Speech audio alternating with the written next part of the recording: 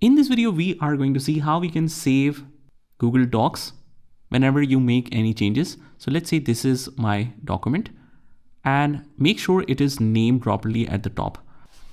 Letter format, let's say. Now, whenever we write anything like my name,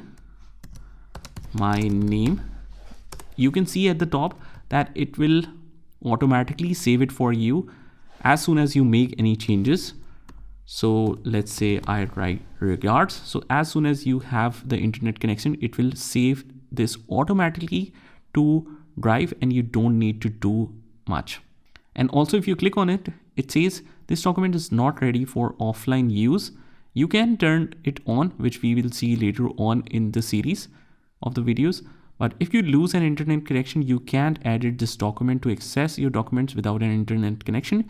You can turn that offline. So just try turning that on so that you should be able to work if you have an unstable connection.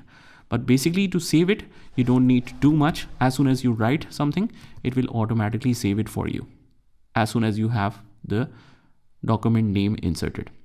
And that's pretty much it. I hope you found this video helpful, and if you did, hit the like button and subscribe to our channel, and I will see you in the next one.